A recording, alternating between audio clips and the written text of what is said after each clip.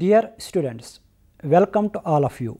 Today we are here to discuss cytology in relation to taxonomy or cytotaxonomy. First, the introduction. Cytology refers to the study of structure and function of cells, and cytotaxonomy is the utilization of cytological characters for solving taxonomic problems. However, mostly the information about the chromosomes, that is, number, shape, and size of chromosomes is taken into account. Thus, systematic application of chromosomal information may be called cytotaxonomy. Taxonomy and cytology study the same phenomena but from two very different angles. Cytology, or more properly karyology, concerns itself with the architecture of the germplasm, taxonomy with the adult forms which result from germplasm.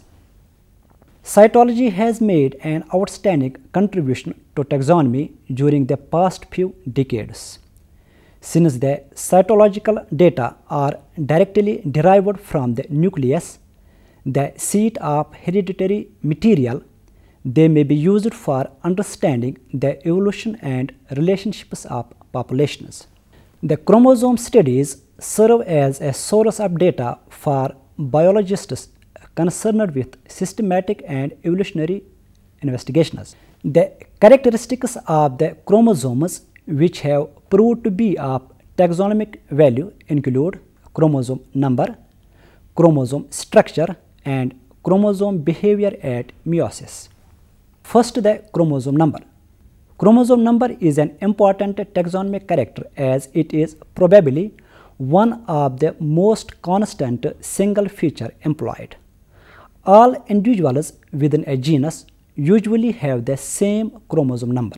For example, all known species of Platanus have X is equal to 7 basic chromosome number. All species of Quercus have N is equal to 12 haploid chromosome number.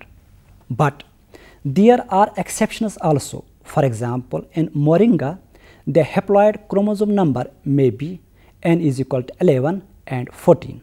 Chromosome numbers recorded for spermatophytes vary from 2N is equal to 4 in Haplopappus gracillus of Asteraceae to 2N is equal to 500 in Kalanchoe species of Crassulaceae. Some pteridophytes, like the members of the family Ophioglossacea and Polopodiaceae, show unusually high chromosome number. The highest chromosome number has so far been recorded in Ophioglossum reticulatum, that is 2N is equal to 1260. In general, the number of chromosomes in each cell of all the individuals of a single species is constant. The more closely related species are likely to have the same chromosome number, and the more distantly related are likely to have different numbers. This relative conservativeness renders chromosomes an important and much used taxonomic character, and is in fact just about the only biosystematic evidence which is consistently recorded in standard floras and the like. Usually, the information is provided in the form of the diploid number, that is 2N.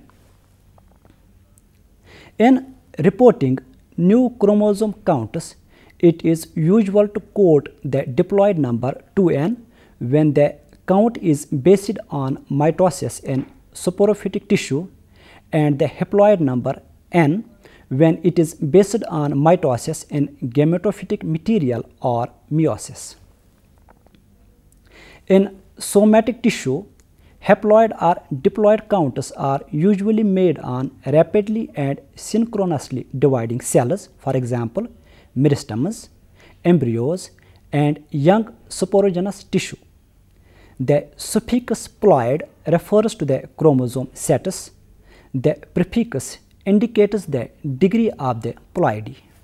When various members of a taxon possess an exact multiple of the basic number of the chromosomes, the series is called as polyploid.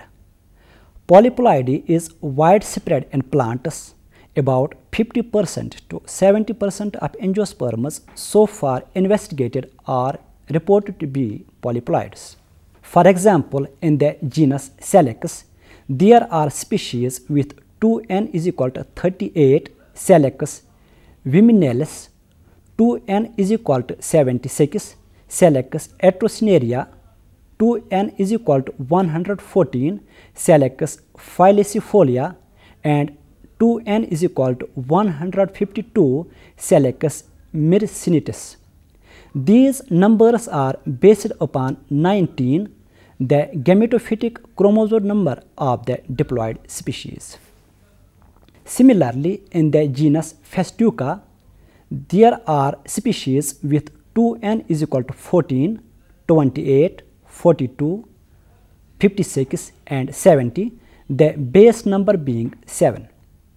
Another interesting example of polyploid series is found in the genus Pterexcum with 2n is equal to 16, 24, 32, 40 and 48.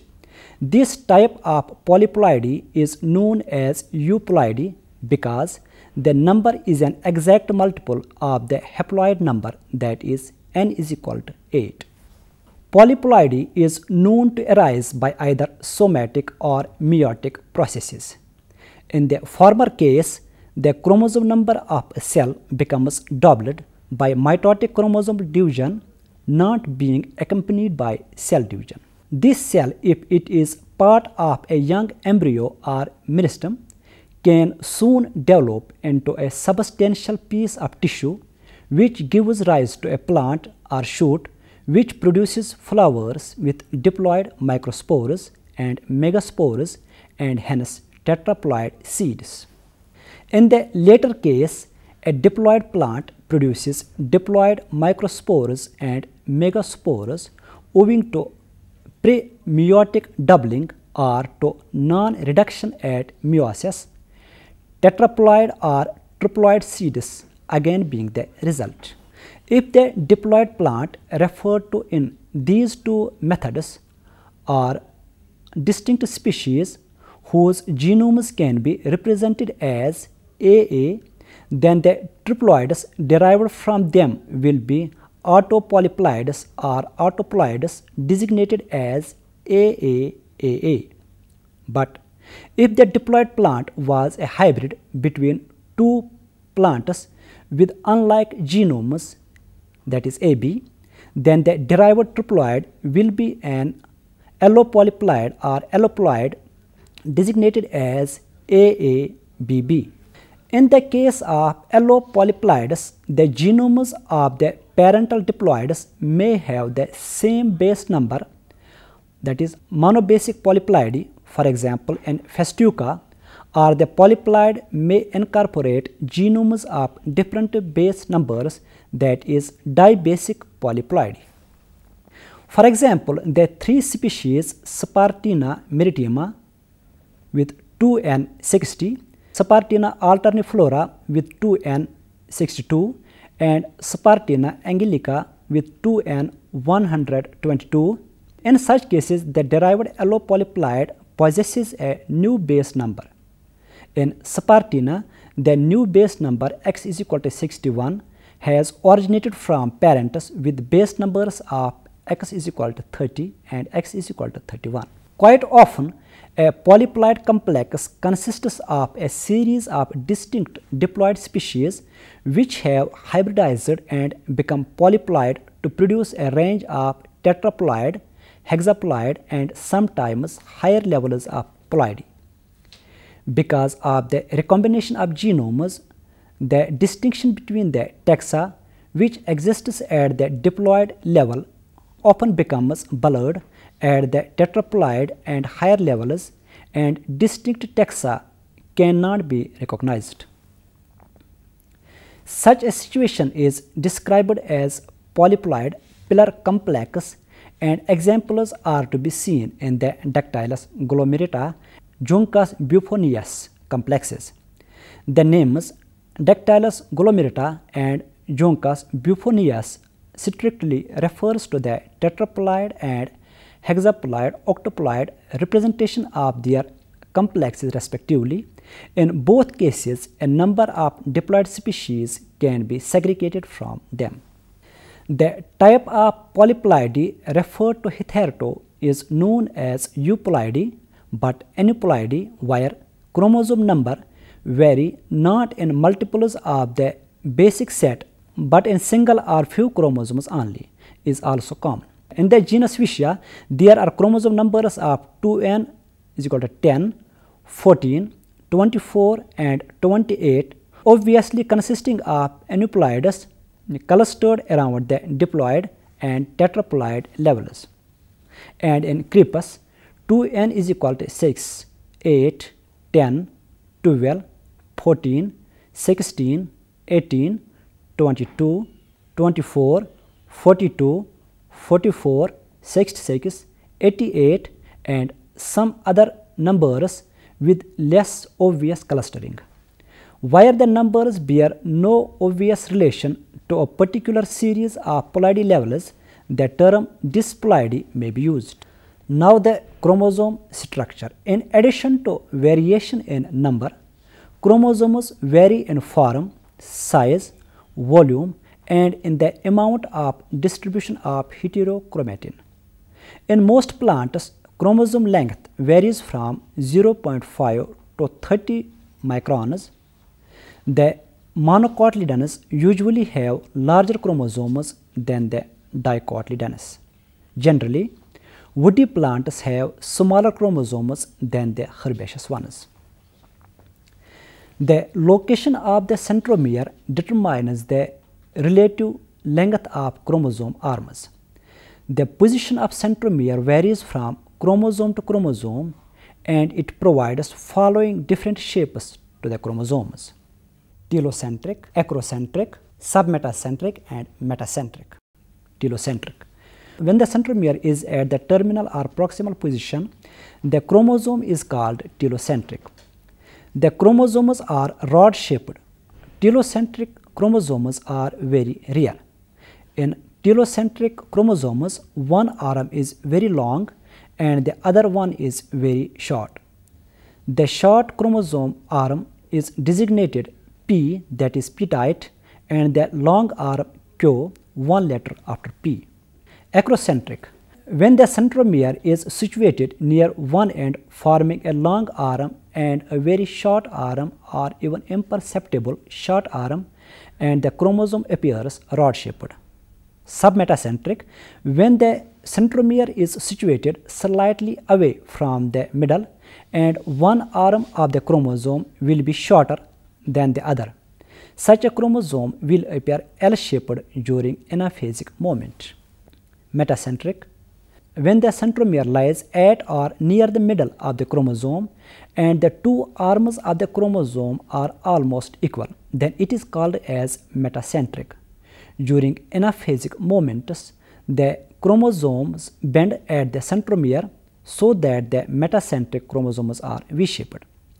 The V types of chromosomes have two equal arms and a median centromere and are termed as symmetrical. The other types are called asymmetrical.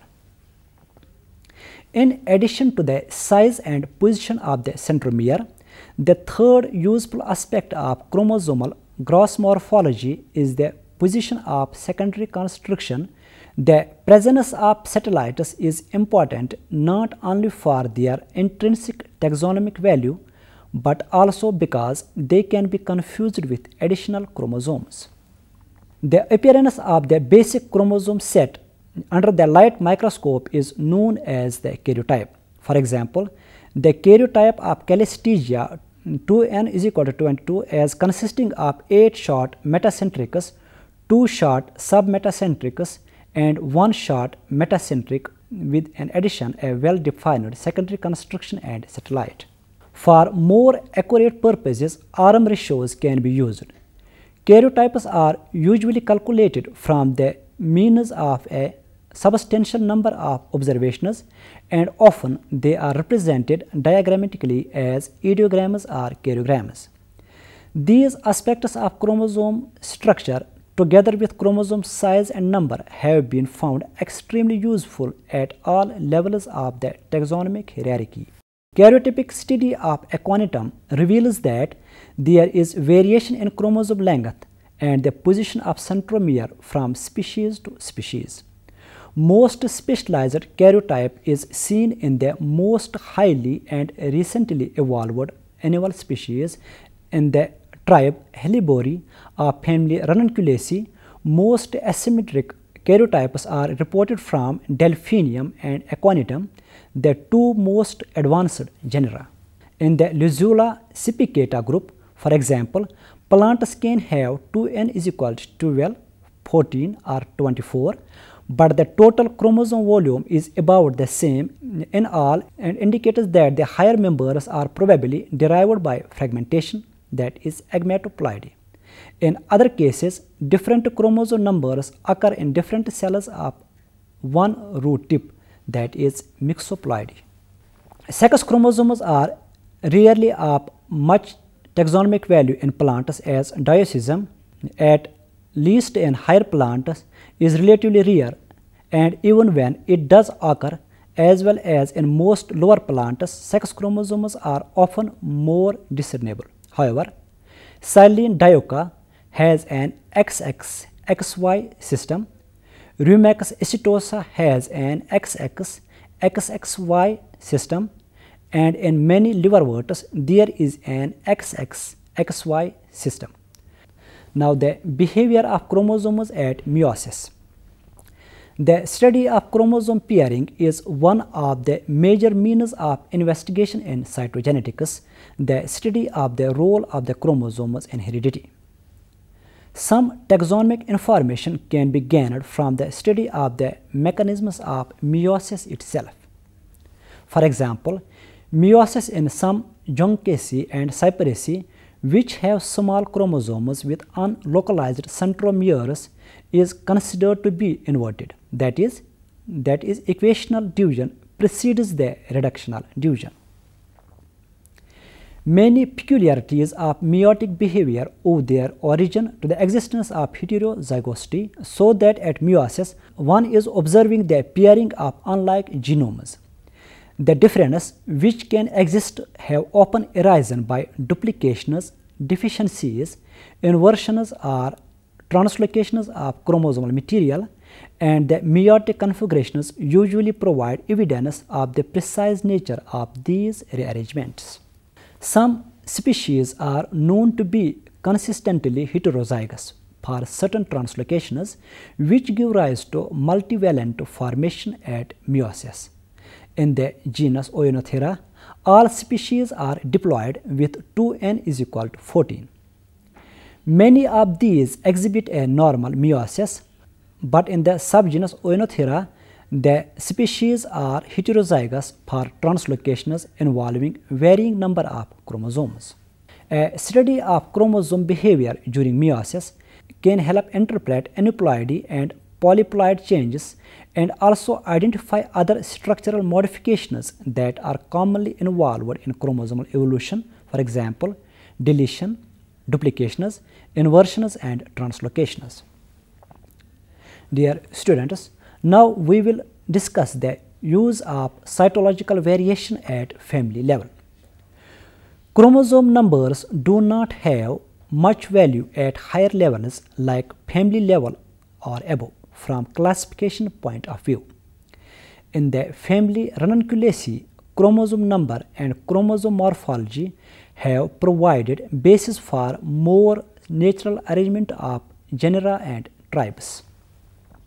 Engler and Prandtl have recognized two major tribes, Helleborrhea and Anemone, in the family Ranunculaceae with base chromosome number of 7, 8 and 9, and both have the genera with large and small chromosomes. The genera Aquilegia and Thalictrum, along with a few others, differ from most Ranunculaceae in having small chromosomes and basic chromosome number being 7 rather than 8. These genera have thus been segregated into a separate tribe, Thalictri. two other genera of the Ranunculaceae, Coptis and Xanthorrhiza, with small chromosomes and the base number 8, have been removed to an additional tribe, Coptidae. The genera Agave and Yucca place two separate families, Amaryllidaceae with inferior ovary and Liliaceae with superior ovary respectively, by some earlier workers. Due to the overall similarity in these genera, they are now generally separated from their respective families and placed in the Agaveaceae. This classification is supported by cytological evidence, that is, Agaveaceae are characterized by very distinct bimodal karyotype comprising 25 small and 5 large chromosomes. Their karyotype similarity justifies their inclusion to a single family Agaveaceae, as has been done by Hutchinson. The genus Bibbersteenia was earlier included in the family Gyraneaceae. Takhtajan, 1987, recognized a separate family Bibbersteniaceae for the genus Bibberstenia on the basis of presence of endosperm and basic chromosome number X is equal to 5. In Gyraneaceae, the basic chromosome number is X is equal to 7 to 14. The major subdivisions of the family Poaceae, that is, subfamilies, tribes and genera, as recognized currently, are characterized by the number and size of the chromosomes. For example, subfamily Poidae has basic chromosome number 7, but certain tribes, for example Glycerae, X is equal to 10, or genera Anthoxanthium, X is equal to 5, within it deviate consistently and illustrate the relative nature of the concept of base number. The base number of various subfamilies of Rosaceae is 7, 8 or 9, but the subfamily Pomoidae has 17 as base number. This suggests that the members of subfamily Pomoidae are either polyploid hybrids between taxa with X is equal to 8 and X is equal to 9, or are polyploids of taxa with X is equal to 9 with loss of one chromosome. Now the cytological variation at and below genetic level. There are several examples where chromosome numbers support genetic status. 3 species of Chlorophytum, that is Chlorophytum barochi, Chlorophytum glaucum and Chlorophytum glaucoides, are very similar to each other morphologically, and therefore it is difficult to identify them easily. Cytological investigations revealed that Chlorophytum barochi has 2n16 and the other 2 species have 2n42. The 2 species with 2n42 differ in their karyomorphology. The genus Cystus of Cystaceae was earlier included in Helianthemum. The former has base number 8 and the later 9. This supports the recognition of Cystus as a separate genus. The 2 species Cycindia filiformis and Microcala pusilla of the family Gentianaceae were previously included in the same genus Cycindia. Their base chromosome numbers are X is equal to 13 and X is equal to 10 respectively, and this supports their separation into 2 distinct genera. Chromosome number is of little value if both aneuploidy and polyploidy occur in the genus, as in Crypis.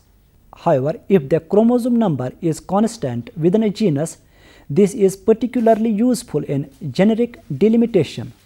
In the genus Tephrosia of Fabaceae, all the species possess 2n22 except Tephrosia constricta with 2n is equal to 16. This species has been treated as a separate genus Sphyctospermum, and the chromosomal studies supports this separation. Many workers have recognized the genera Physaria and Lasquirella of the family Brassicaceae as a single genus. Cytological evidence suggests that these two genera should remain separated. Artemisia is the largest genus of the tribe Anthemidae and one of the largest of the Asteraceae. It contains more than 500 taxa. Artemisia has two basic chromosome numbers with ploidy levels ranging from diploid to dodecaploid for x is equal to 9 and from diploid to hexaploid for x is equal to 8. Chromosome number in diploid is most often 2n is equal to 18 or 16. The highest chromosome number known is 144 and aneuploidy is frequent. Within several species, different ploidy levels have been observed that were considered to rest on autopolyploidy. However, based on characters such as intermediate morphology and geographical distribution, Ehrendorfer 1964 suggested that several Eurasian polyploids were in fact allopolyploids. Although much cytological work has been done in Artemisia, definite evidence for allopolyploid is scarce. The karyotype data have been extremely useful in distinguishing various species of Clarkia, Viola, Nicotiana, Potentilla, Achillea, Gossypium, and many more genera. The cytology of 13 taxa and 2 hybrids in the genus Pennisetum indicated the distribution of the taxa among the 4 basic chromosome numbers 5, 7, 8, and 9. The diploid nature of Pennisetum ramosum and Pennisetum typhoidis and the genomic allotetraploid status of Pennisetum purpureum was further confirmed.